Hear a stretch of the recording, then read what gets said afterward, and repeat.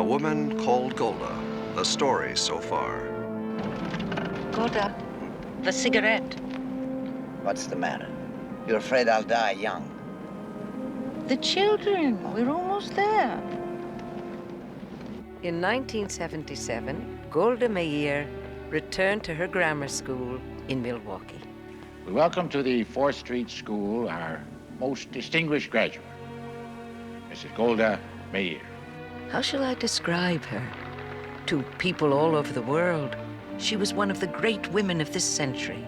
Some say she was the greatest. It's hard for me to judge.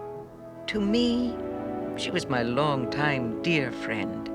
This is the dream I've had. Ever since I was a little girl in Russia, frightened for my life. The dream that we can have the same peace and security other people have. The only way we're ever going to get it is in a Jewish homeland. If I won't go, you won't marry me. I'd love to marry you, Morris. I was thinking of a baby. I didn't hear that. I'm saying I think we should have a child. Really? When did the committee tell you we could go to work on this child? You are a very capable person. Whatever you do well. So, we want you to be a delegate to the Histadrut. Me? Oh, no, Ariel. I couldn't. I don't want to spend the rest of my life feeling sick and useless. Where will you go? It's up to you. If you'll come with me, I'll stay in Palestine. If not, I'll go back to America. So, we left the kibbutz, which I was very unhappy about. And we went to live in Jerusalem. And the years passed. Morris became a bookkeeper, and I became the mother of 2 children. You're not working? Well, I wouldn't call bringing up 2 small children exactly loafing. Well, I wouldn't call it anything very much, considering how badly we need your capabilities. He's got some hell of a nerve. Trying to talk you into Tel Aviv when I work in Jerusalem. He didn't have to try very hard. I took the job, Morris. In the years following the separation from Morris, Golda was intensely involved in Israel's struggle for independence. 1 whole year! You're trying to say somebody who came last week should go ahead of me? If I'll stay much longer, I'll die here. No, we're trying to get you all off. But the children first. On May 15th, the British will pull out. 2, the Arabs will invade. What is the present strength of the Haganah? 100,000 able-bodied soldiers. And on the other side? 400,000 Arab soldiers. If you could keep Abdallah out of the war, it might save us. We must have our own state, and the time is now. And if the only way we can have it is to go to war, we'll go to war. And we'll beat you. If there is a war, it will be her fault. All. Her fault! Because she's a stubborn, arrogant, damned woman. On this night, I could only think about the Arab Legion joining 4 other armies against us. I said to myself, I failed. There will be war. In a moment, A Woman Called Golda continues.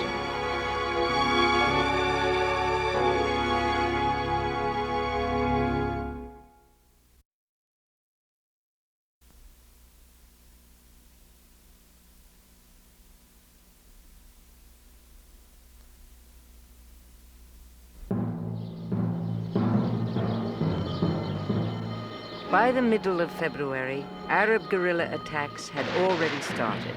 In 4 months, the British were scheduled to leave, and the Arab countries were certain to invade us. We needed arms. According to Ben-Gurion, to equip a Jewish army would require $25 million. There's only one country in the world in which we can raise so much money in so little time. I'm going to the United States immediately. I must make our American friends understand how serious the situation is. Excuse me, PG. I'm sorry to interrupt, but you can't possibly leave at a time like this. Look, what you are doing here, I can't do, but I might be able to do what you want to do in America. What makes you think that you can raise this kind of money? 2 reasons. I speak the language. So do I. And the other? I'm American. No, this is too important. Let us put it to a vote. A vote? Are you calling a vote to overrule me? Why not? We are founding the only democracy in the Middle East. In a democracy, the majority rules. Those in favor of sending Golda?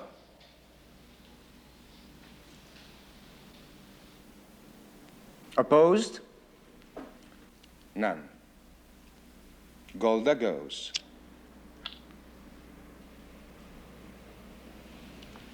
No. Democracy.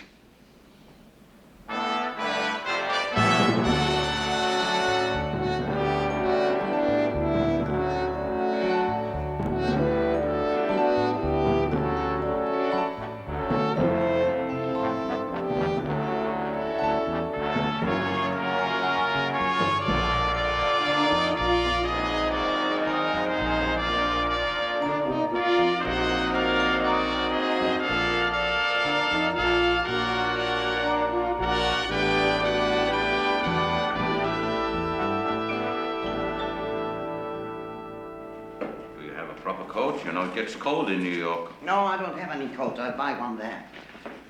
Well, you could stay here an extra day. You could buy one here. Probably, but Ben Gurion insists that I take the plane this afternoon. Why? I think he's trying to get even with me. What a life. We don't even have time for ourselves, let alone for each other. Maybe when I'll get back. I probably won't be here. Really? Where are you going? Pilsen? Pilsen? What's that? There's very good beer in Pilsen. Pilsner beer is famous. Well, yeah, what is this? You're not going to Czechoslovakia to drink beer. I'm leaving right away. Now, Ariel, please tell me. Well, you know that we have been trying to put together an air force with the Haganah. Herr Hood has managed to buy some Messerschmitt 109 fighter planes. Well, what is in Pilsen besides beer is the Skoda munitions factory. They made Messerschmitts for the Germans. And I am going there to hire aircraft mechanics. Well, of course, I know the Czech government has been selling us arms, but the situation is very unstable there now. By the time you get there, the Soviet Union could be running things. And I wouldn't trust those fellas to be any friends of ours. How do you know? They would even let a Jewish agent into the country. I don't. And I certainly don't have time to be held up at the border while they bury me in red tape. So, do you have an answer for that?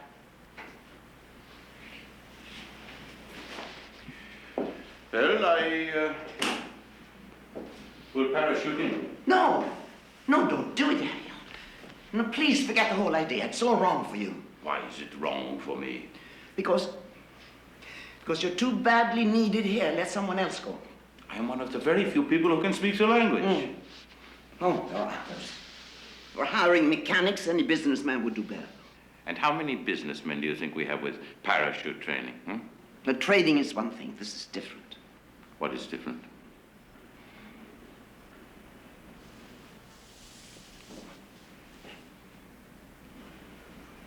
We'll never see each other again. Golda. Do you really think that you can talk me out of going? Not for a minute. You have to understand, Mrs. Myerson, this is not a Zionist organization. Some of these people, maybe a lot of them, are just not interested in Palestine. And all of them are sick and tired of hearing how badly we need money. Well, frankly, they're under pressure to raise funds for institutions in America. Jewish hospitals, Jewish charities all over the country, they need money too. It might be better if you didn't address this group, Mrs. Myerson. Wait, and let us set up a more favorable audience. No, I have to get through to these people.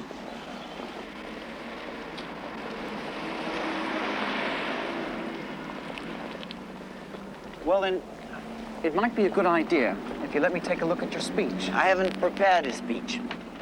You mean you don't know what you're going to say? I'll know when the time comes to say it. Please believe me when I tell you I did not come to the United States only because 700,000 Jews are in danger of being killed. That is not the issue.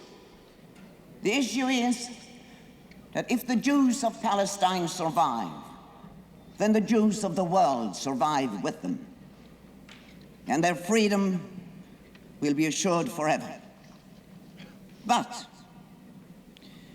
if these 700,000 are wiped off the face of the earth, then there'll be no Jewish people as such.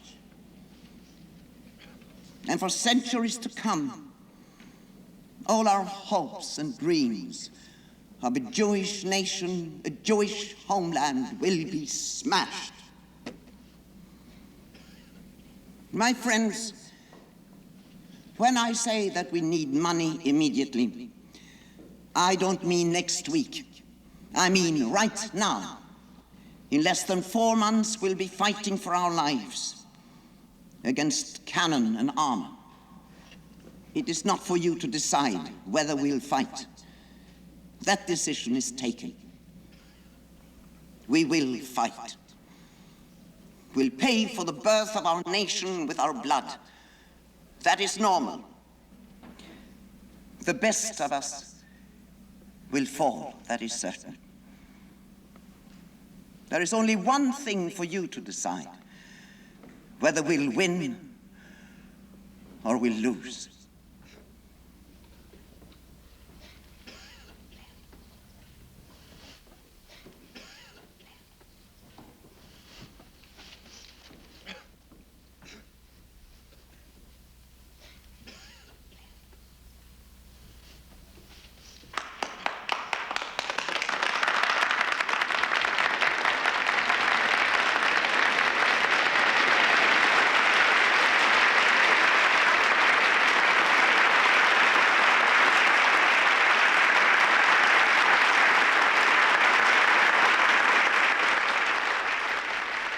Golda raised not $25 million. She raised 50. The money went directly to the capitals of the world, where Ben-Gurion had sent agents to purchase arms for the Haganah. And in a converted museum, one day before the scheduled pullout, an historic event.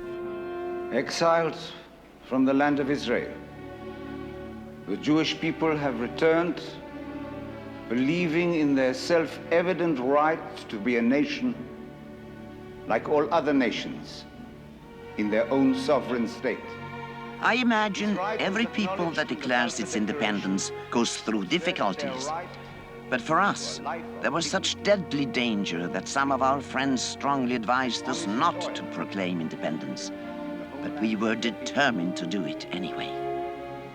By virtue of this right, and of the resolution of the General Assembly of the United Nations, we hereby proclaim the establishment of the Jewish state in Palestine to be called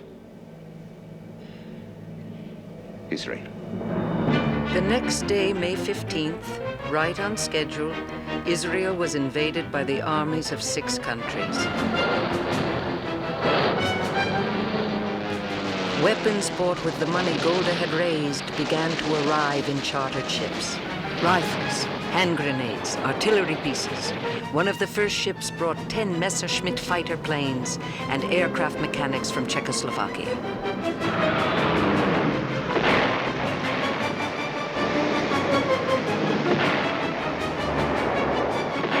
In a few more days, the Arabs were being driven back or contained on all fronts. And with her work done, Golda flew home from America.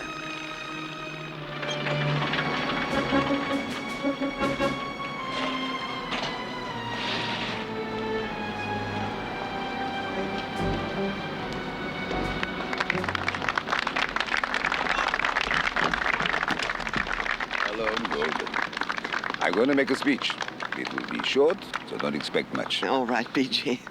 One day, when history is written, it will be recorded there was a woman who made it possible for the Jewish state to be born.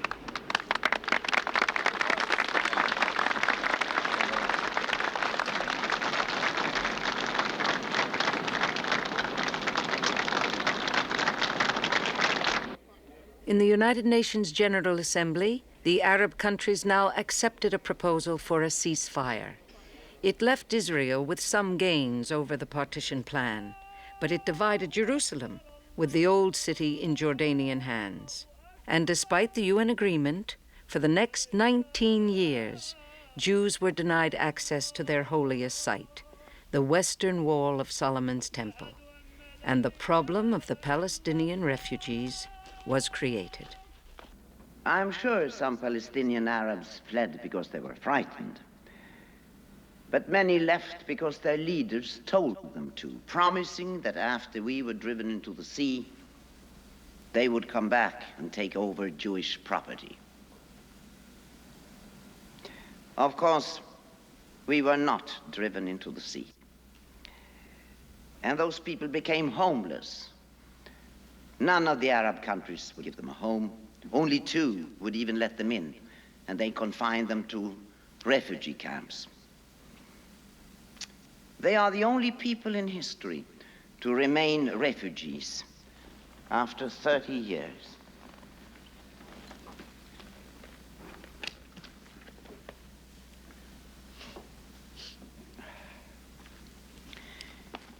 Now, David Ben-Gurion was the first prime minister of Israel, and he appointed me to his cabinet as Minister of Labor.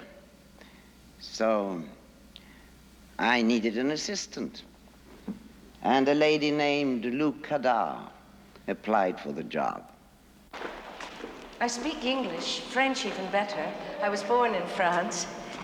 How are you at writing letters? Oh, would you like to see a sample? I read that a stevedoring company executive just died. You might want to send a letter of condolence. What a beautiful letter. Did you know this man? Yes, actually. Was he as much of a saint as you say? He was a son of a bitch. You might be very good at this job. Do you think you'd like working with me? I would love it. How do you know that you'd love it? I was with the Haganah. I was wounded. I haven't worked since I got out of hospital. Madam Minister, I'm tired of being hungry all the time. That's a good answer. All right, as far as I'm concerned, the job is yours. But I have to check with Ben-Gurion before it's definite. Oh, will that be a problem? Absolutely not. No problem at all. What's the name again? Kadar. Lou Kadar. Never heard of him. Her. The point is not whether you've ever heard of her. Correct. The point is you don't need her. I'm sending you a very fine man. He's been liaison to the Zionist office in Geneva. He can not only write you effective speeches in Hebrew, but also in English, and French, and Spanish. Plus, he's a very great administrator. He'll make your office run like a watch. His name is Rottenberg. Well, you seem to be very enthusiastic about him. I am enthusiastic about him. Fine. You take Rothenberg for your assistant, I'll take Lou Kadar for mine.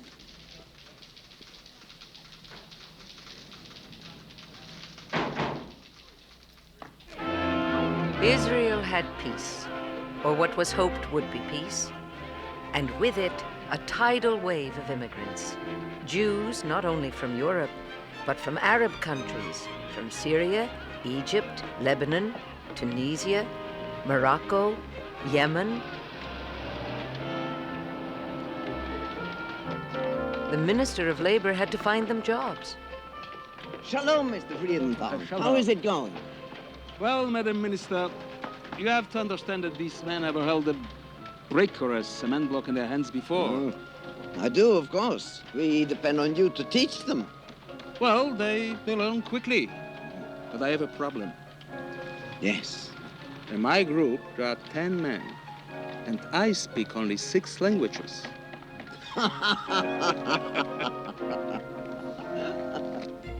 To Golda personally, peace meant a little more time for everyday things, such as washing her hair as often as she liked.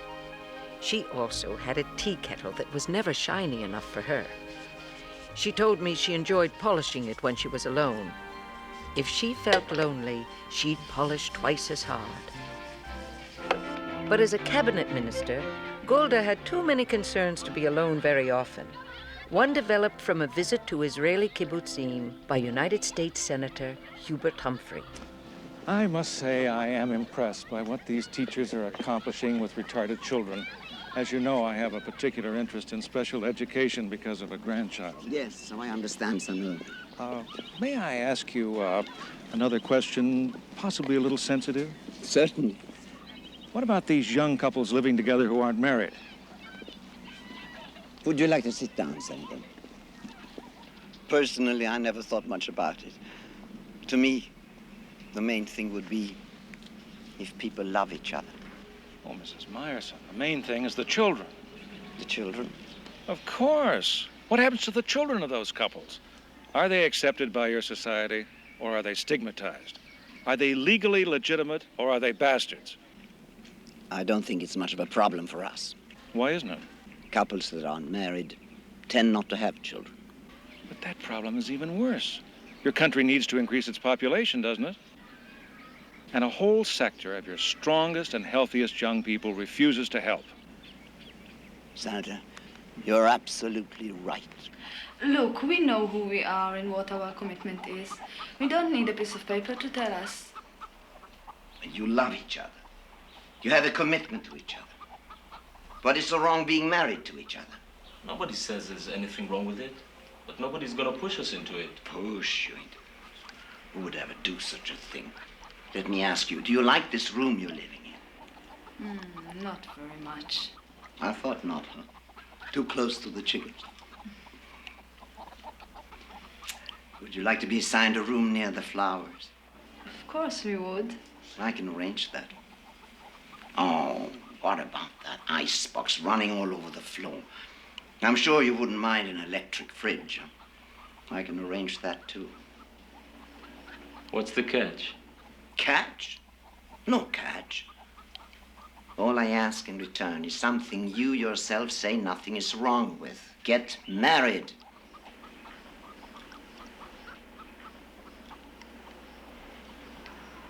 Would you come to the wedding, Golda?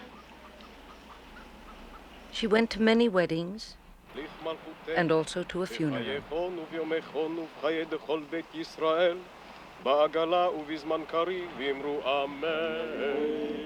יהי שמי רבו מבורך לעולם ולמי עלמיה יתברך. וישתבח ויתפאר ויתרומם ויתנשא.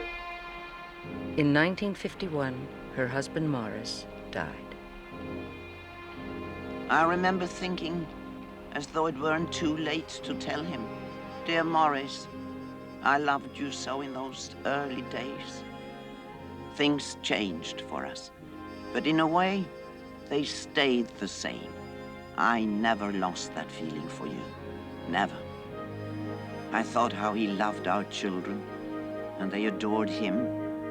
I thought, Morris, at least we can be glad that Sarah's marriage is working out so much better than ours. But mainly, I kept thinking how very sad he was, the last years of his life. And I was guilty, because I could always get him to do pretty much what I wanted. But I couldn't be the wife that he wanted and should have had. In the end, whatever I was able to accomplish, he paid for. Shalom, Morris.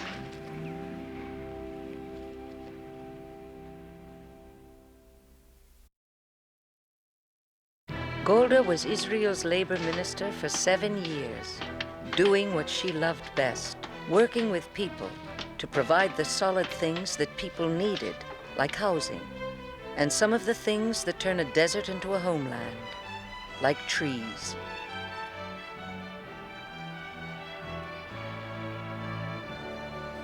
During that time, I suppose I became the typical doting Jewish grandmother. Some people said I was trying to make up for not having been a doting Jewish mother to my own children. Well, I suppose they were right. Anyway, between the joy that the children gave me and the satisfaction of doing my job, these were beautiful years, the best of my life.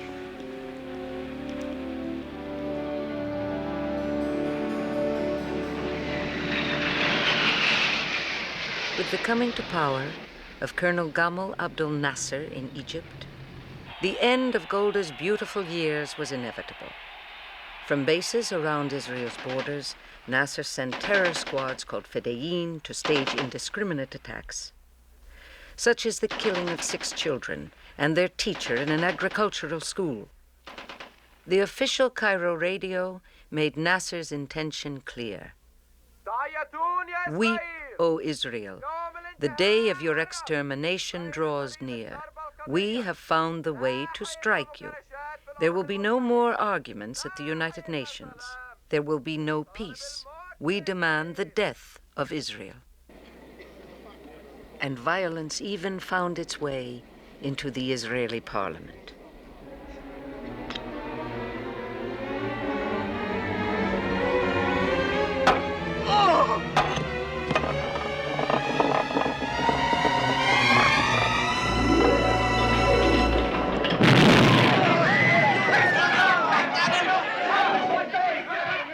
Golda saved Ben-Gurion's life that day. For the rest of her life, she carried shrapnel in her leg. So, I can believe what they told me. You're right. I'll be back in the office tomorrow, if I live. If not, I'll be back the day after. Listen, Golda, speaking of living, I didn't want to mention this while your husband was alive, but you still haven't taken a Hebrew name. Well, I see no reason to change Meyerson. It's policy, Golda. You know well that every member of the government is expected to have a Hebrew name, and especially someone with your high visibility outside Israel, which is going to be even higher. What is this now, BG? Moshe Sharet is leaving the cabinet to become Secretary General of the Labour Party. Who is going to be Foreign Minister? You? No. I can't believe you mean such a thing. I certainly mean it. No. No, in the first place, I don't want to leave the Labour Ministry. That's my kind of work. Now, the Foreign Ministry is full of sophisticated intellectuals with Oxford and Cambridge education. How could I fit in with them? You will make them fit in with you. I know you will. You know, when somebody asked me how I could make a woman my foreign minister, you know what I said? I said, Golda is the best man in my cabinet. Excuse me, BG, if I'm not wild about the compliment. Fine, don't be wild, but don't be your stubborn self either. You're taking over as foreign minister, and that's that. I am stubborn, huh? Now, about changing your name. I thought of a name that's very close to Meyerson. Meir. It's a fine old Hebrew word that means to illuminate, to shed light. Golda Meir, golden light. You should give this your most serious consideration. Anything else I should do? Yes, you must understand that it is not in my nature to make a fuss about what you did for me, as much as I appreciate it. Don't you think I know that? And another thing, there must be no argument about it. You've got to take a little better care of yourself. Don't be in such a hurry to come back to work. Go and spend some time in a nice hotel on the seashore. Rest. Relax. Let your leg heal. Caesarea is a nice place. No argument, BG. I'll do exactly as you say. A week should be more than enough. Almost as soon as Golda Meir became Golda Meir, Israel's second foreign minister, She had the problem of Israel's second war. The Arab leaders had never accepted peace. Egypt's President Nasser had nationalized the Suez Canal and closed it to Israeli ships. And he was staging a massive military buildup with weapons supplied by the Soviet Union. On October 29, 1956, under the command of Chief of Staff Moshe Dayan, the Israeli army, mostly reservists, crossed into the Sinai Peninsula. They took the Gaza Strip, plus the entire Sinai, in less than 100 hours. But military victory turned into political defeat at the United Nations. Israel came under intense pressure to withdraw. And in response to United Nations guarantees of freedom of navigation for Israeli ships and all shipping in the Gulf of Aqaba, and an end to terrorist raids, my government is prepared to announce plans for a full and prompt withdrawal from the Sinai and the Gaza Strip. Now, may I add a few words to the neighbors of Israel? Can we, from now on, all of us, turn over a new leaf? Can we act like sisters and brothers should? Instead of fighting each other, can we fight poverty, disease, illiteracy? Hatred has never made one child in your countries happier. The implements of death has never converted a hovel into a house. Isn't it possible that we could put all our efforts, our energies into one single purpose, the betterment of all our lands and all our people through the blessings of peace? There was some polite applause, but not from the Arabs. So I knew we were making a mistake to withdraw. There would be no peace. Our soldiers who were killed and wounded had only bought us a little time, and we would have to fight again. Thank you, Mr. President. In the 1960s, there was only one woman foreign minister in the world, and almost anybody in the world could tell you her name was Golda. Golda traveled to the capitals of Europe, to the United States and Canada, to Latin America, Japan, the Philippines, Burma, Ethiopia, and other places.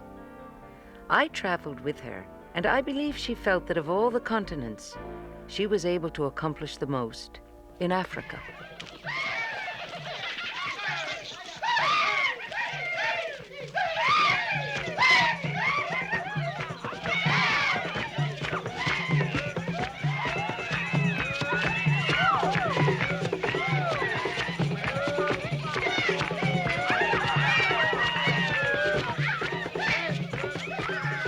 Golda set up a program for thousands of Africans to come to Israel to study subjects like hydrology and agriculture. And thousands of Israeli doctors, engineers, and technical specialists were sent to Africa. Mrs. Meir, my question is, why is Israel going to the considerable expense of this program? Israel is a small and poor nation that has learned some hard lessons about economic and social development. We feel the responsibility to share what we've learned with other small and poor nations. Mrs. Meir, that sounds very nice, but I am from Algeria. Your country is being armed by France. That government is fighting a brutal and ruthless war against our people. How do you justify your intimacy with a power that's the enemy of self-determination for the African people? Our neighbors are out to destroy us. They get up-to-date weapons from the Soviet Union, free of charge. Most of our friends, for whatever reasons, won't sell us arms. The only country that will sell to us, and for a lot of hard currency, let me tell you, is France. If President de Gaulle was the devil himself, I would expect my government to buy from him what we need to defend ourselves. And if you were in my position, sir, what would you do? Madam, at least you live up to your publicity, which says that you are honest.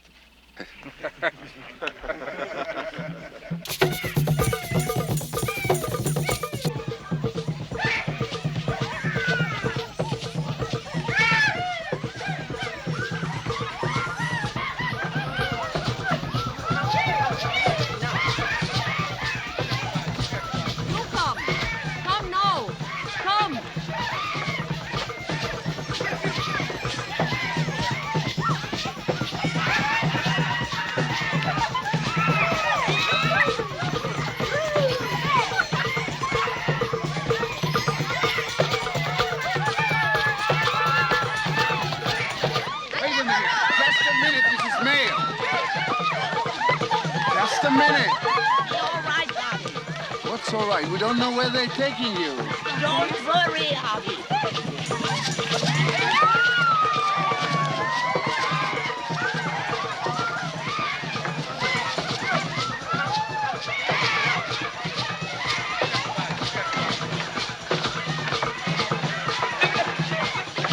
Mrs. Kadam, maybe they let a woman in that hut. I mean, how do we know what they may do to her?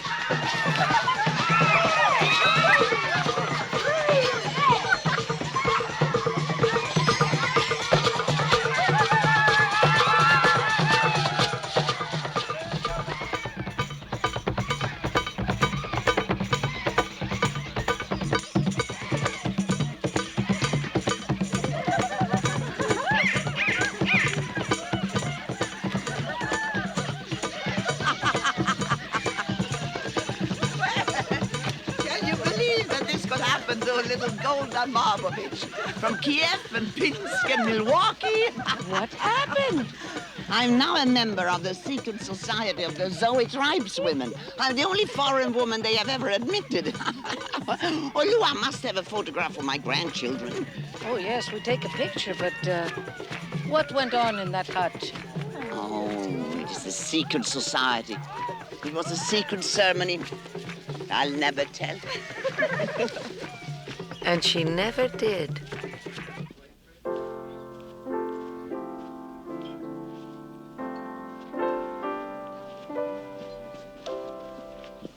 And then, do you know what he wanted? Are we still talking about Idi Amin? Yes, Idi Amin, the machine gunner. When I told him I couldn't give him 6 fighter planes, he asked for 10 million pounds sterling. Oh, I couldn't stop laughing. And Golda. then he threatened to go to the enemy, meaning Libya. I should have handled it better, but... Golda, you never chat. Hmm? What? Chat. Small talk. Especially at a dinner like this. You never do. Oh, you want to chat, huh? No. Chat. Chat. Well, you know that Gabby wants a divorce. I think if she has a chance to be happy with somebody else, by all means, she should take this chance. I think we should have the same chance. Golda, after the divorce, would you marry me? Hmm? No, this isn't fair. You say chat. Is this a subject for chatting? Compared to Idi Amin? Yes. I don't know what to say. I must sleep on it. I must wash my hair and think.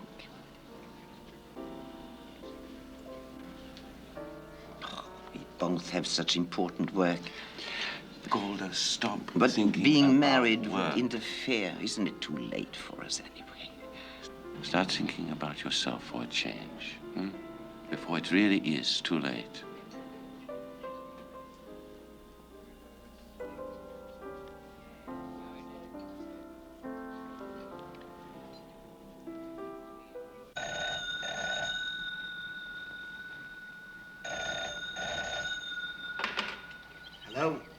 Ah, good morning, Lou. Oh, beautiful day, huh? No, it won't be too hot. It'll be just perfect. Listen, Lou, dear, will you have my car brought a little early this morning? I have a breakfast appointment with someone. 7:30. Fine. Thank you.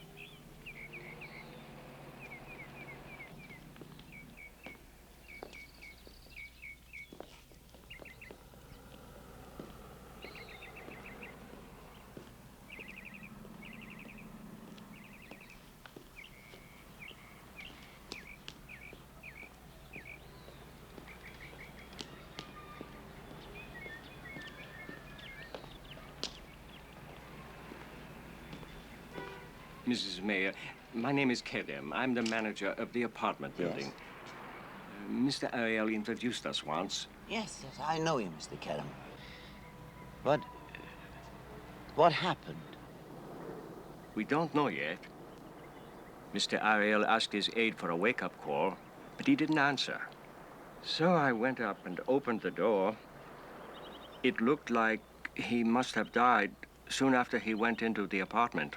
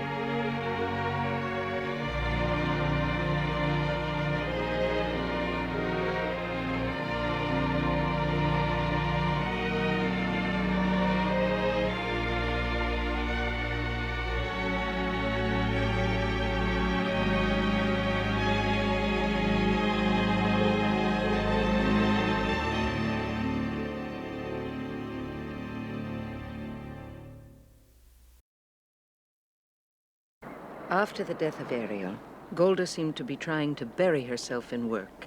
I thought she might succeed, but she collapsed a few times from what was obviously exhaustion. I finally got her to go for a checkup by the same kind of gentle persuasion she used on her cabinet colleagues. I swore up and down, if she didn't, I'd quit. Those lumps don't mean anything, do they?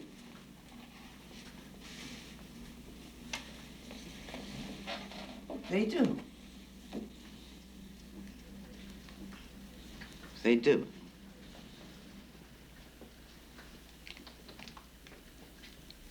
No, let's hear. What you have, according to the biopsy, is a disease of the lymphatic system called lymphoma. Malignant lymphoma. Malignant, I understand. It'll spread. Eventually, it penetrates the other systems.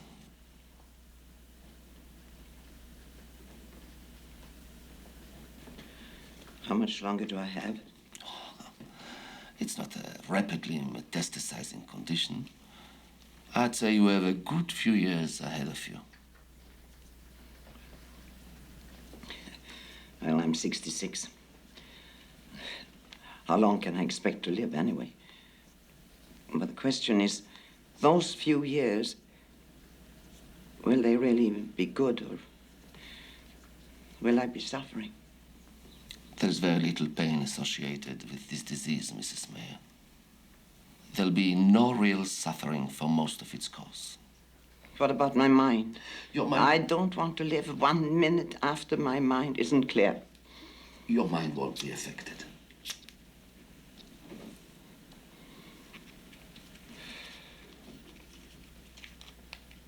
What must I do? Practically nothing. Your motor and sensory abilities are not impaired, so we won't go in for heavy chemotherapy at this time. Just a few simple drugs. Drugs? What drugs? Oh, listen, doctor, I'm a person who can't even take aspirin. We'll discuss each one as we come to it. Will they make my hair fall out? 1 or 2, possibly. No, absolutely not. No, I don't care.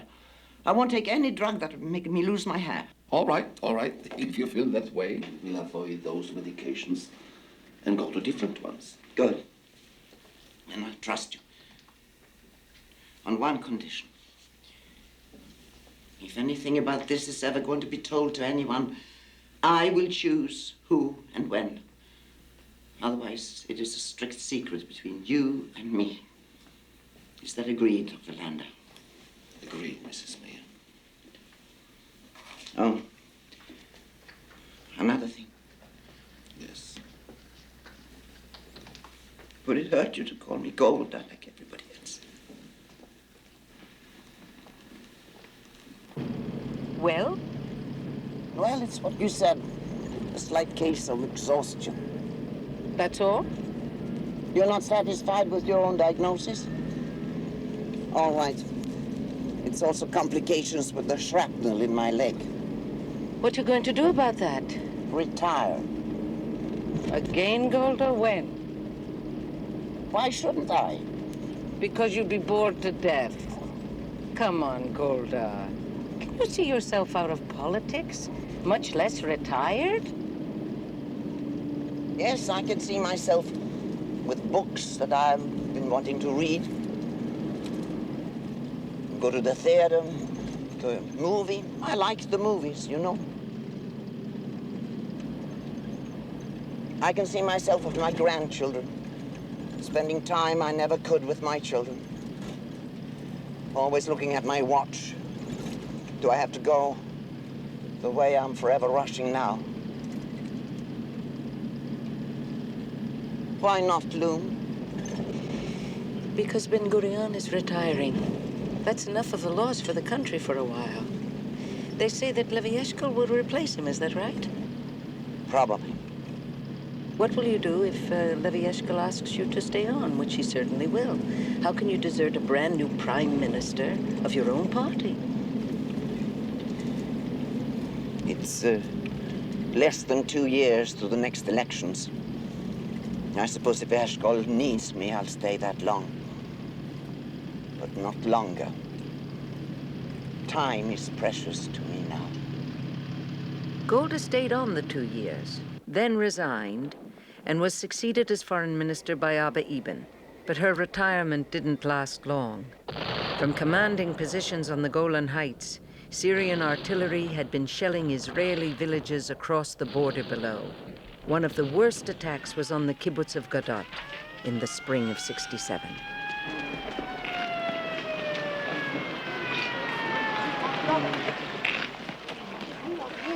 Golda, come this way. This way, please.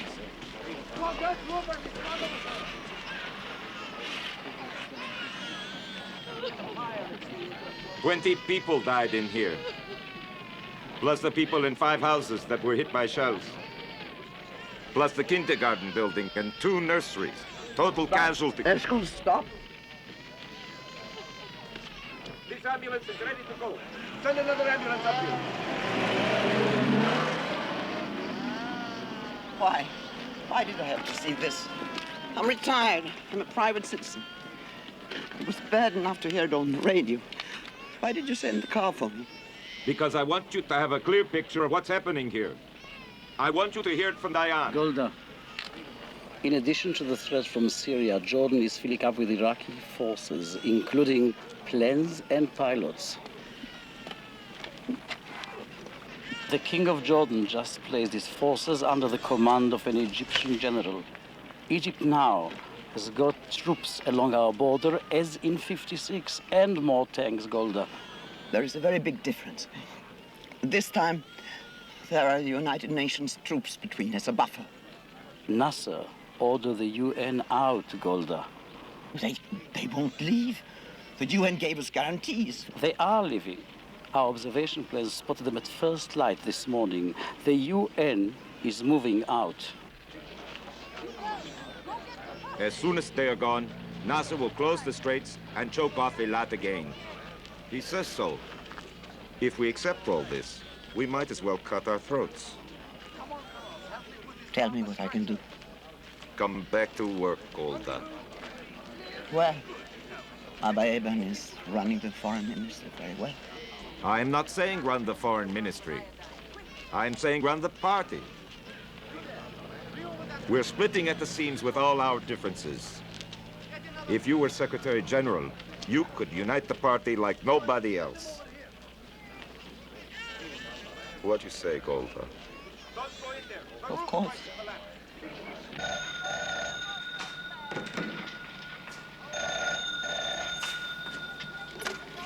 Hello. Kibbutz Revivim. Oh, Golda. What's the situation? Can you tell us anything? Shlomo, what can I tell you? Everybody that isn't mobilized is out in the parks digging trenches. I've never seen such tension in my life. Can I speak to my daughter? Sarah? Sarah is out in the desert, feeling sandbags. But she's okay? She's feeling fine? She's fine. And the children, have they had enough drills? Do they know to run to the shelters? They know, they're well trained. Listen, Golda. Is the government considering that the best thing might be to sit tight and wait? Wait for what? For Russia to send the Arabs more tanks? Yesterday, the Arab radio said, quote, the aim is to wipe Israel off the map. Today, they told Dayan that they would put out his other eye. Should we wait for them to come and do it? We didn't wait. On the following Monday morning, the six-day war began. In the first 3 hours, Israeli planes knocked out almost the entire Egyptian Air Force. In the first 3 days, Israel took the Gaza Strip and the entire Sinai. It was the 1956 campaign all over again, but with differences. This time, Israeli soldiers took the concrete bunkers of the Syrians on the Golan Heights. And when King Hussein of Jordan joined the Arab attack, Israel took all of Jordanian-held Palestine, including the old city section of Jerusalem. After 19 years, Jews were able to visit their holiest site, the Western Wall. Now I remember thinking, we have defensible borders again. Is there anyone who would dare tell us to give them up again without a real guarantee of peace? And go home and start preparing our 9- and 10-year-olds for the next war? No. No, not this time.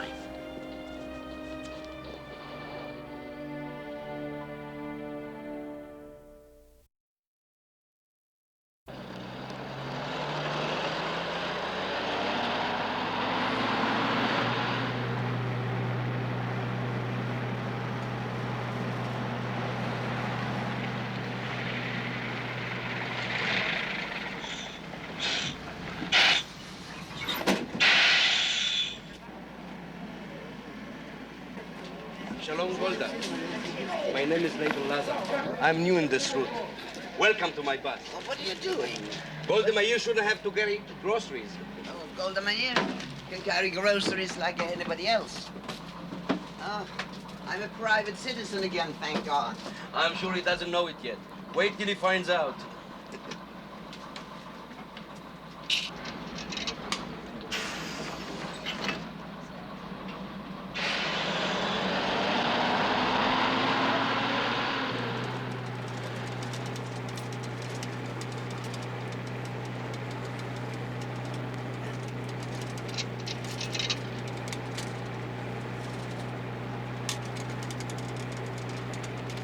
still live in that little house on Baron Here Street? Yeah, now I can enjoy it. I'm taking you to your door. Oh, no, Mr. Lazar. Oh, please, you're not allowed. I am capable of walking home from the bus stop. You too tired from shopping? I'm not tired. Well, I'm tired from the thought of letting you walk. If you're tired, then drive yourself home. Okay. Will the cabinet give me a vote of confidence to drive Golda home?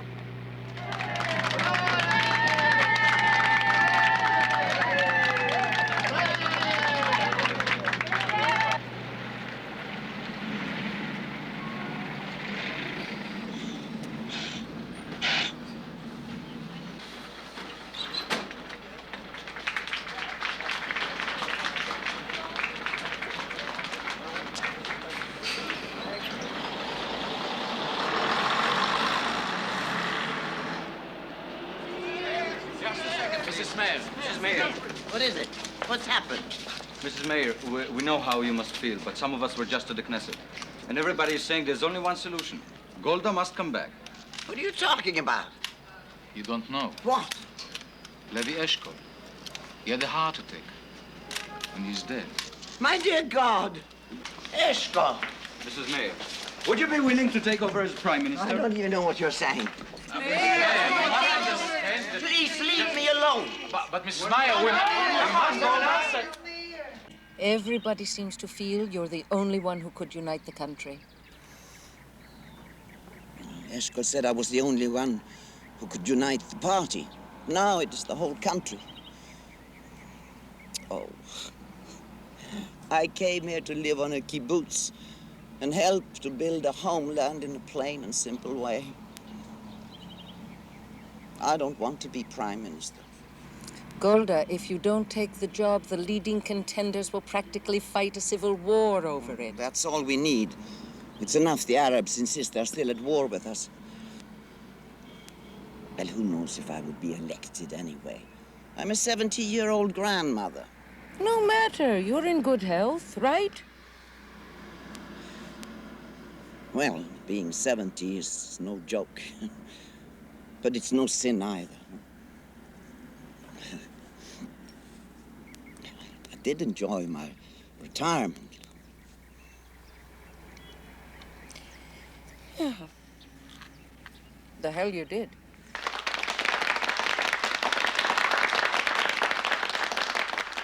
She was elected by a vote of 70 to nothing. Some of our friends in other countries have expressed concern that Israel, by maintaining strong armed forces, may become militaristic. I can only answer that I'm not in favor of a nice, liberal, anti-militaristic, and dead Jewish people. On the other hand, the victories that we have won have never intoxicated us. They've never made us forget our great hope, our great desire, which is for peace. A peace that means good neighborly relations with the Arab people is fundamental for the Jewish Renaissance. With all my heart, I pledge that this government will make every effort in its power to bring about a true and enduring peace.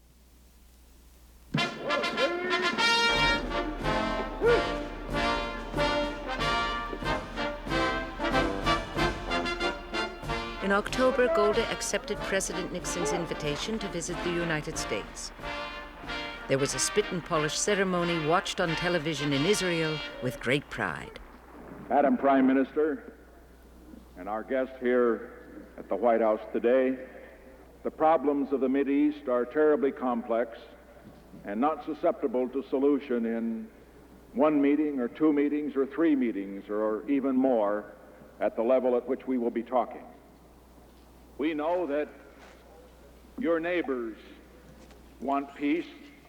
How do you like my Golda, huh? The majority of the people in the whole area. His Golda. I think your father is falling in love. I would.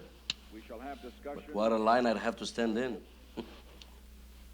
In Jerusalem, Her typical day would begin in the office and continue at home. Often she would meet with one group of cabinet ministers in the kitchen over an international problem, and at the same time with other ministers in the dining room over a domestic problem. She was supposed to go to bed by midnight. It didn't always happen.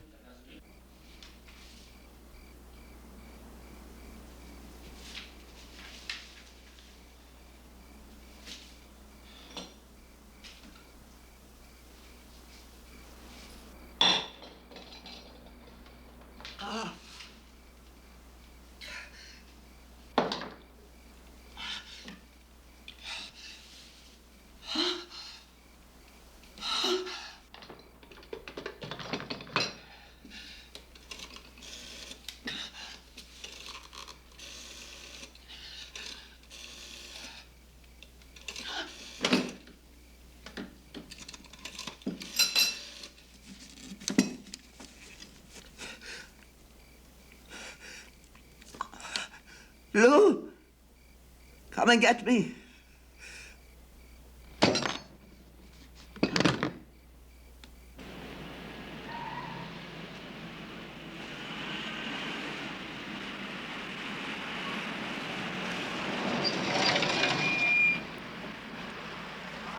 Did you order the white coats? Yes, I ordered the white coats, but what's the point of all this secrecy? Suppose it does come out that your leg is bothering you, what of it? Politicians have a way of blowing things out of all proportions.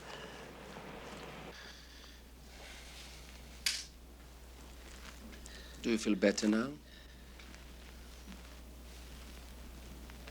What we have to do now is to go into the therapy we have already discussed. I've arranged for it to begin now. Now, Golda, let's not have you be intransigent about it.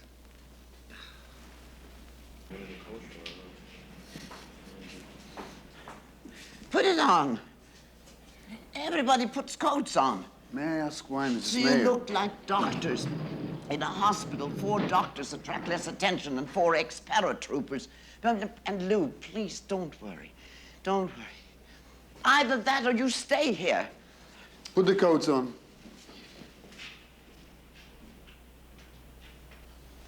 You look very nice, Avi. Your mother always wanted you to be a doctor, didn't she?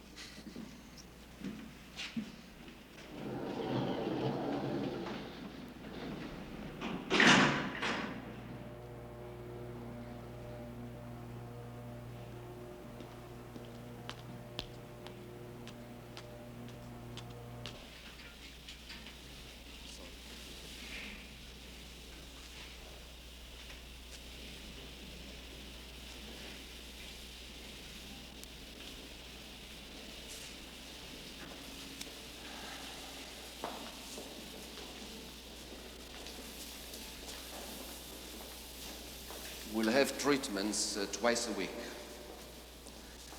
I have arranged them for after midnight. And if there are leaks? We are treating you for the shrapnel in your legs. Remember, if it makes my hair fall out, just one hair.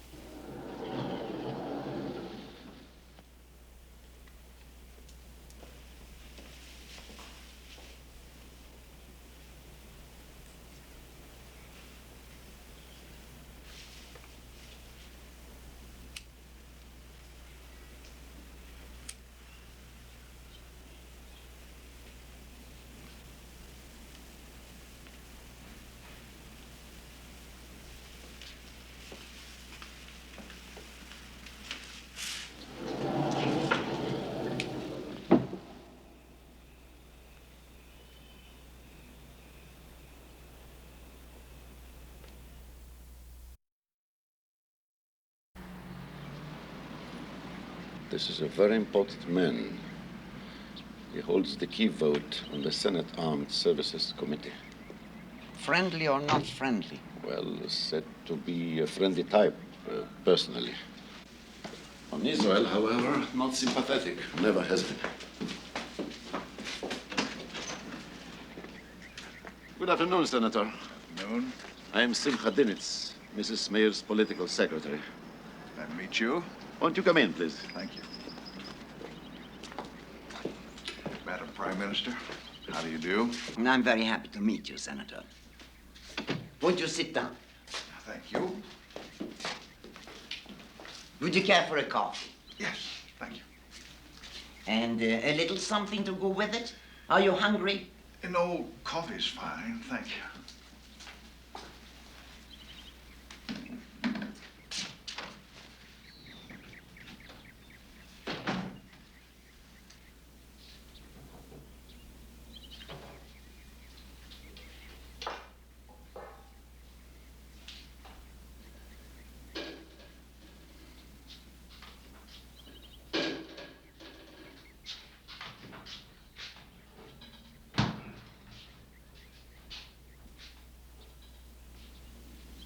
What's she doing out there? Making coffee. You mean herself? And if I know her, a little something to go with it.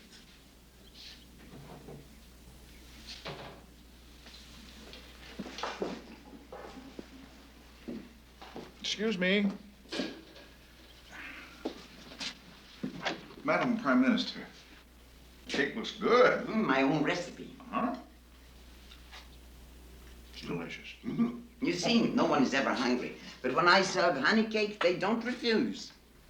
There, sit down. There. Now try some of my apricot jam with it. There, I'll just bring this out to the boys and I'll be right back.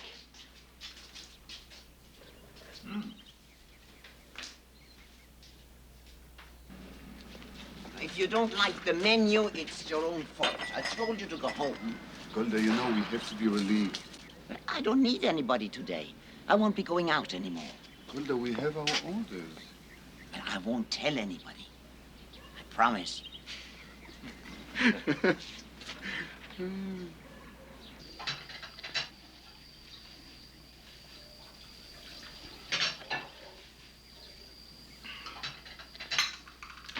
I don't know when anything hit the spot quite like that. Can I help you with these dishes? You can help me, Senator. But not with the dishes. Well, in addition to the Starfighter, I think we can get congressional approval to sell you The M5. Starfighter is not the plane we need. What's wrong with it? The Egyptians are flying Russian MiG-21s with a speed of 1380 miles per hour, comparable to the Starfighter. And it has a range of 680 miles, better than twice the Starfighters. Also, the Starfighter is an unstable airplane with an unacceptable record of crashes. We can't afford to lose pilots in combat, let alone in accidents. No, the plane we need is the Phantom. Let's talk tanks. The Egyptians have the Russian T-62, an excellent tank. It's faster than your M551 Sheridan and it has heavier armor. But the Sheridan has a heavier cannon. Yes, but the Sheridan is too light for the recoil of such a heavy cannon. It shakes the laser rangefinder out of alignment. And also the Sheridan has a blind spot at the range of 1,000 to 1,200 yards. Oh, Senator, please. Sell us the M60. My dear lady, how do you keep up on all this? Old Senator, don't you think I'd rather be up on schools, housing, farming, industry? But we have no choice.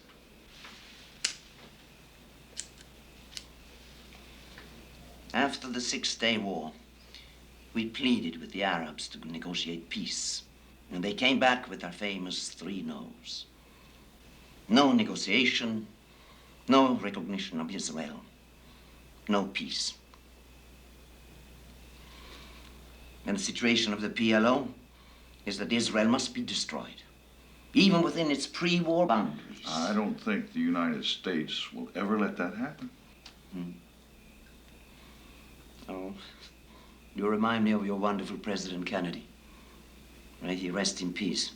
He said to me, Mrs. Meir, nothing will happen to Israel. We are committed to you. And I said to him, Mr. President, I believe you 100%. I just want to make sure that by the time you honor your commitment, we are still there.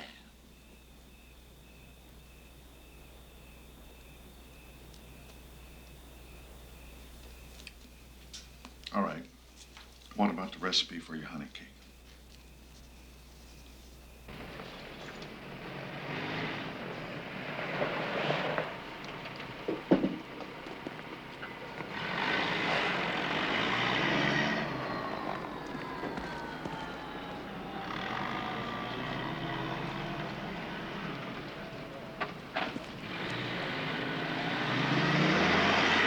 The Egyptian buildup is along the full length of the Suez Canal. It amounts to 100,000 men and over 2,000 tanks. And what do we have?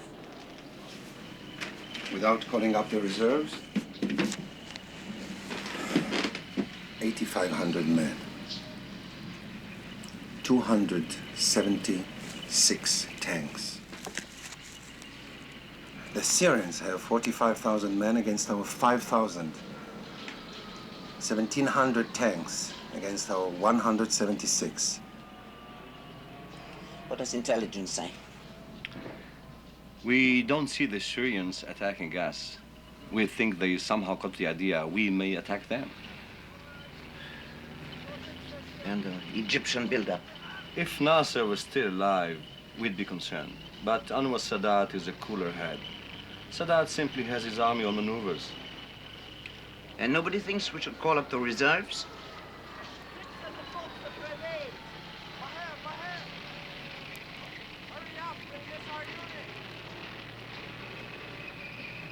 Is this because nobody wants to upset the country 3 days before Yom Kippur? It is not a matter of Yom Kippur, Golda. Our best intelligence, including input from the Americans, is there will be no war.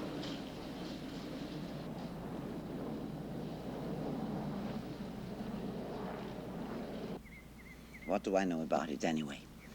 My instincts tell me to mobilize. But the facts are that it would cost millions and just about cripple industry, business, essential services. So how can I follow my instinct? Especially when the best military minds in the country advise against it. No, Lou, I must be getting old. Advice never stopped me before. But it wasn't only the General Staff. We had a cabinet meeting. And the vote was against mobilization. Unanimously. So, Toots, there you are. Excuse me, this just came. Oh, thank you, Avi. Go home to your family. Yom Kippur will soon be here. Shalom. Shalom.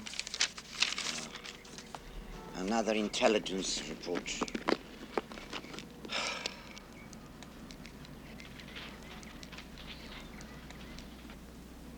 Soviet transport planes are in Syria, evacuating the families of Russian military advisors. This does not alter our current assessment of the situation.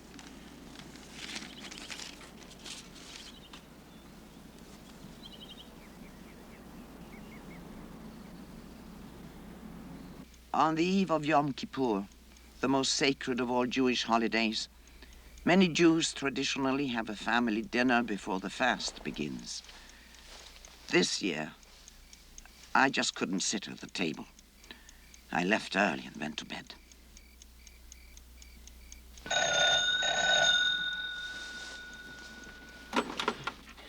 Yes? Golda, this is Talmi, Army Intelligence. We have reliable information that Syria and Egypt will both attack this afternoon. They have amassed troops and aircraft on the Golan Heights and near the Suez Canal.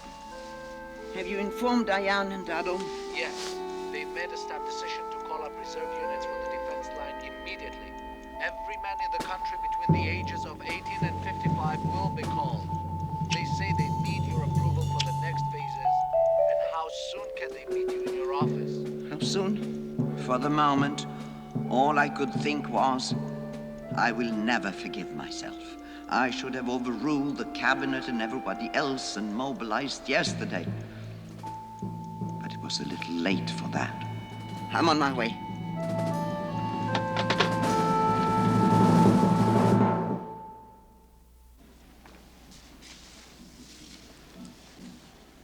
The first decision concerns calling up additional units at this time. Call them up. On the next point, the defense minister and I are not in agreement. Golda, our Air Force can strike at noon if you give me the green light. That would be a preemptive strike. I'm against it because it will get us labeled the aggressors. 3 brilliant generals and I have to decide.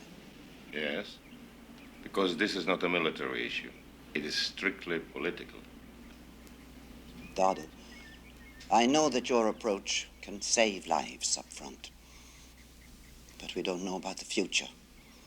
Suppose it turns out that we need help. If we strike first, we'll get nothing from anyone. No preemptive strike. That's it.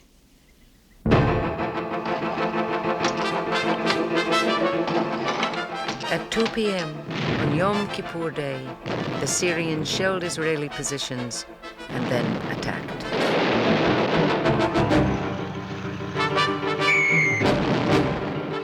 In the south, the Egyptians crossed the Suez Canal along its entire length.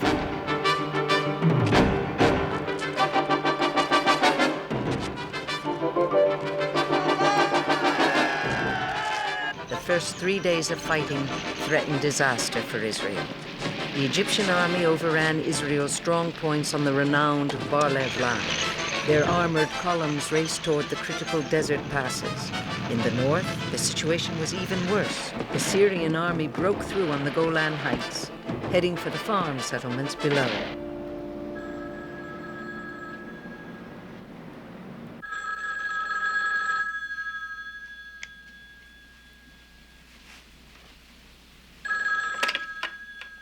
Hello? Oh, yes, Golda. Well, has the airlift started? Not yet. What do you mean, not yet? You should have seen our kids going off to the front, not knowing they may have no air cover. I'm aware of that. Oh, Simcha, you can't imagine how actually frightening the situation is. We have already lost almost half of our fighter planes. No, not in air battle, but to missiles. Russian missiles against us on both fronts. And our tank losses are just as bad. Golda, the Defense Department does not want to send us arms in U.S. cargo planes. I'm shopping around for other... It's too late for shopping. President Nixon promised to help us if we needed help. Tell him we do. And it has to be today. Tomorrow, we may be completely overrun. Call Kissinger and tell him. Call the senator who liked my cake. Call them right now. Golda, do you know what time it is here? I'm not sleeping, God knows, but they are. Tell Kissinger he can sleep when the war is over. Richard Nixon kept his promise. He personally ordered C-5 Galaxies to deliver tanks, rockets, and medical supplies. The fighter planes, denied permission to land in any of the European democracies for refueling, were refueled in flight. And on the 9th day of the war, the airlift reached Israel.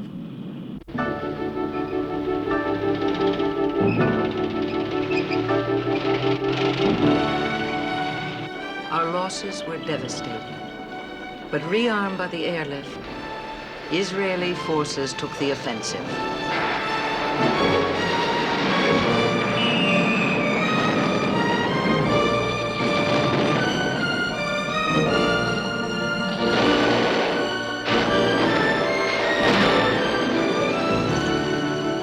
I remember thinking, thank God, we rejected the temptation to strike first.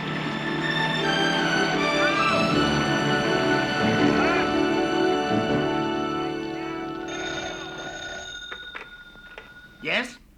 Dardo, where are you? The canal with Shaika's division. Oh, don't be such a hero. You're the chief of staff. You're supposed to be in the map room. Diane and I are just looking things over. Listen, Golda. Can you hear me? Yes? We're back to being ourselves. And they're back to being themselves. And Golda, it will be all right. On this 10th day of the war, I can tell you we have a task force across the canal operating in the Egyptian territory. I want to express our deep gratitude to the President and the people of the United States. By the 16th day, Israel had retaken virtually all of the Sinai, held a large area across the canal, and had the Egyptian Third Army completely encircled. In the north, Israel had regained all of the Golan and moved into Syria, within 25 miles of Damascus. At this point, the Soviet Union began pressing for a ceasefire. And at kilometer 101 in the Sinai Desert, at a meeting arranged by the United Nations, an armistice was signed. But in spite of the military victory, the mood in Israel was bleak and bitter. Battle casualties were the heaviest since the 1948 War of Independence. A kind of national trauma set in.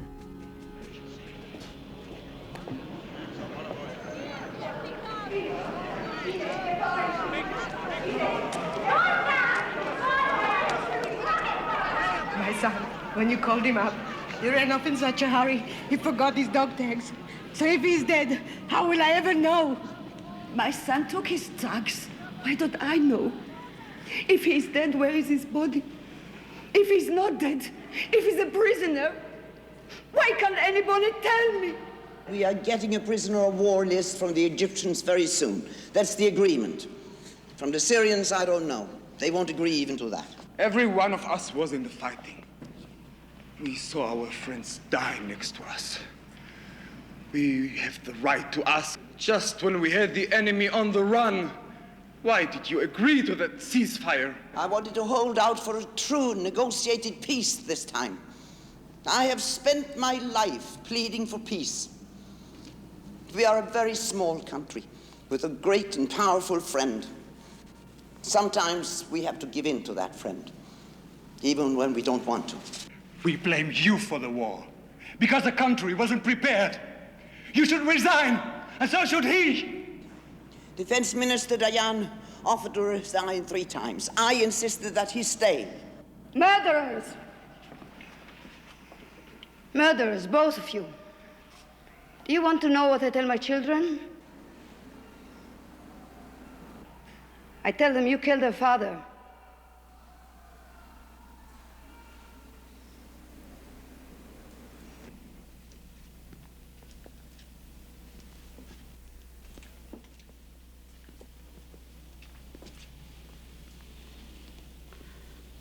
Do they think we don't care?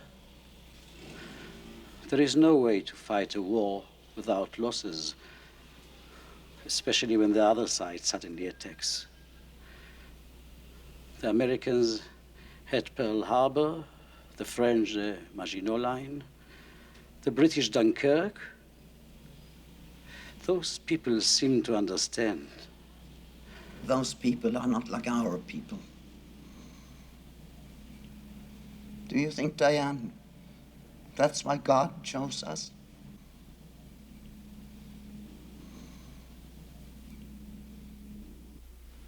I've told my key people I'll retire. I better mean it this time. Isn't that right, Hein? Yes, I suppose so.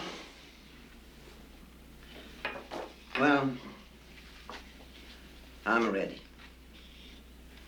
I've done about everything I'd hoped to. And got yourself voted woman most admired in America. You couldn't have planned on that. Woman most admired. Would Morris have voted for me? You know, if I had my life to live over, maybe there's something I would change. I think I would have stayed on the kibbutz. But what would the country have done without you? No, believe me, Israel would have come through anyway. And I would have been more at peace with myself my whole life.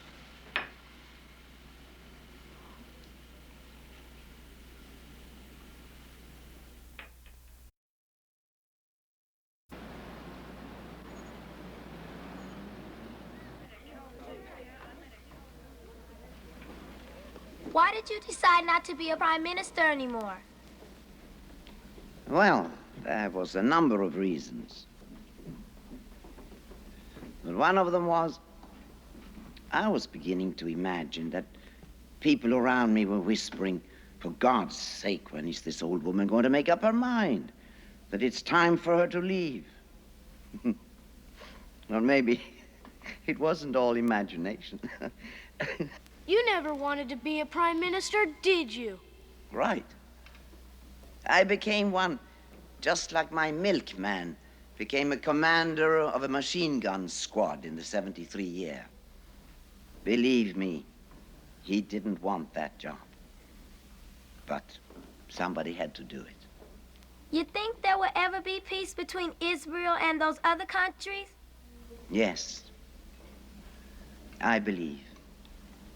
We must believe that there will be peace someday. When will that be? When? Well, I can tell you. When the Arabs love their children more than they hate us, that's when peace will come.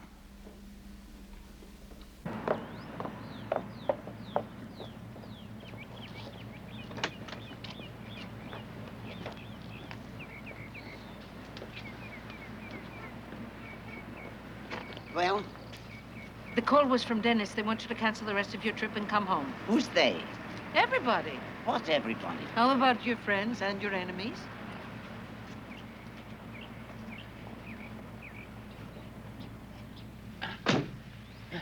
Golda, Sadat is coming to Jerusalem.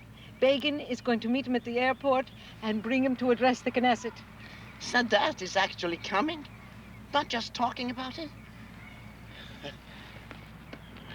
I'm not in the government. Now, what do they need me for?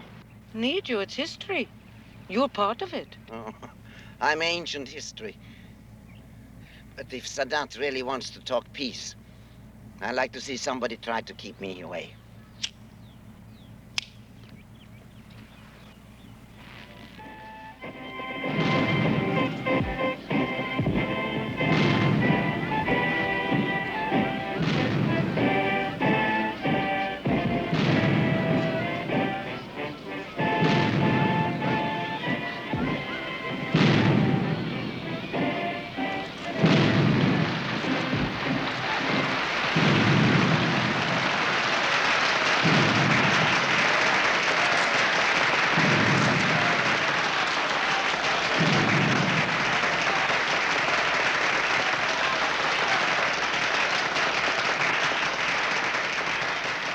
I have chosen this difficult road, which is considered by many, and in the opinion of many, the most difficult road. I have chosen to come to you with an open heart and an open mind. I have chosen to present to you, and in your own home, the realities devoid of any scheme or whim, not to maneuver or win a round, but for us to win together. The most dangerous of rounds and battles in modern history, the battle of permanent peace, based on justice. This wonderful step that President Sadat has taken by coming here proves that speaking to each other through middle persons is not the same as meeting face to face. On our differences about the Palestinians, I believe there is a solution in a peace treaty with Jordan that will be good for them and safe for us. And now, I want to say something to President Sadat. As an old lady, I would say this. you always called me the old lady. As an old lady, my great hope is to live to see the day of peace between you and us, between all our neighbors and us. And as a grandmother to a grandfather, although you are just a new grandfather, I have a little gift for your granddaughter.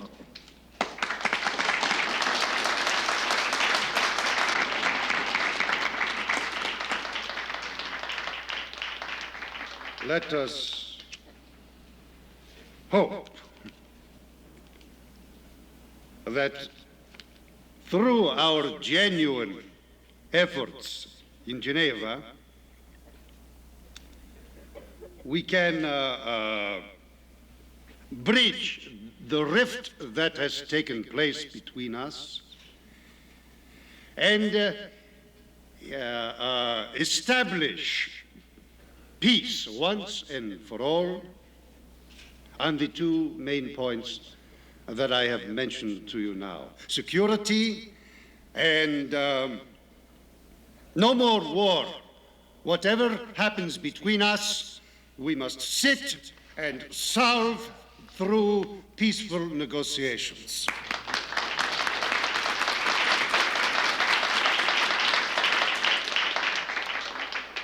Again, I must not end my words without thanking Mrs. Meir for this kind gesture.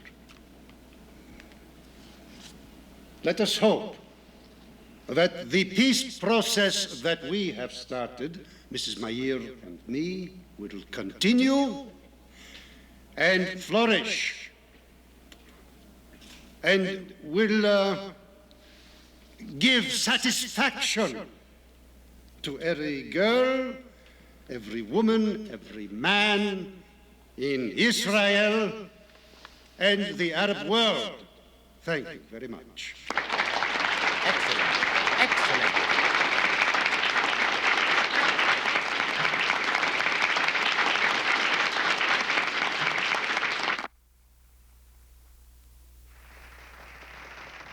Ladies and gentlemen, the Honorable Ahmed M. Hamdi, Deputy Foreign Minister of Egypt.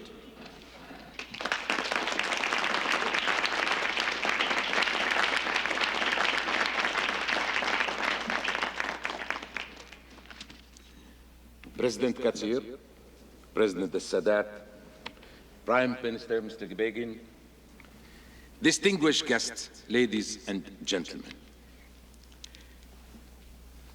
How exciting to be here in the holy city of Jerusalem at such an important time in history. Ladies and gentlemen, I now have the honor to present to you the President of Israel, His Excellency Ephraim Katzir.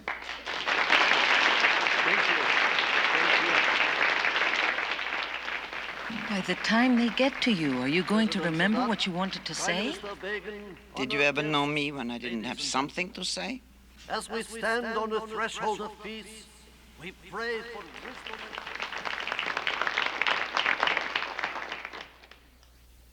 And now, it is my privilege to present a truly great lady of our time, or any other time.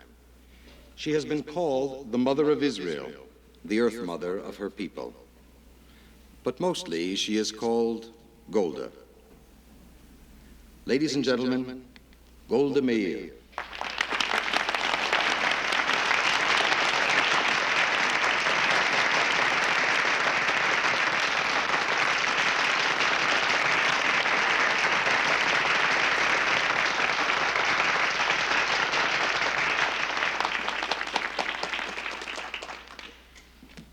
Well, if I'm supposed to be the mother of Israel, Earth Mother, or whatever kind of mother, I have the responsibility to be a good one. And what a good mother would say to you now is, it's late, everybody's tired, go home.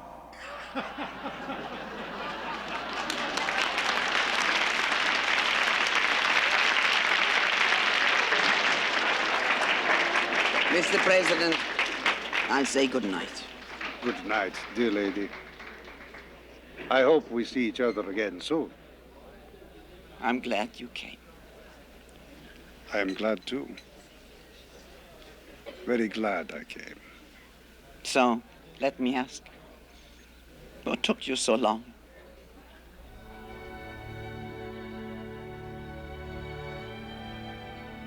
A lot of people said and wrote a lot of things about her, such as, the miracle of Golda was that she embodied the spirit of so many people, the hopes, fears, ideals, and stubbornness of Jews everywhere.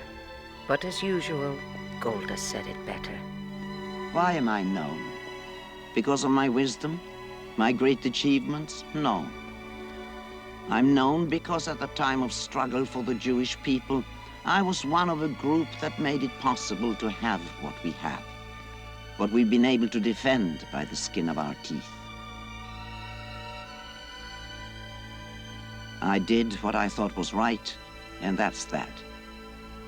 And after me, someone else will come, and I hope they'll do better.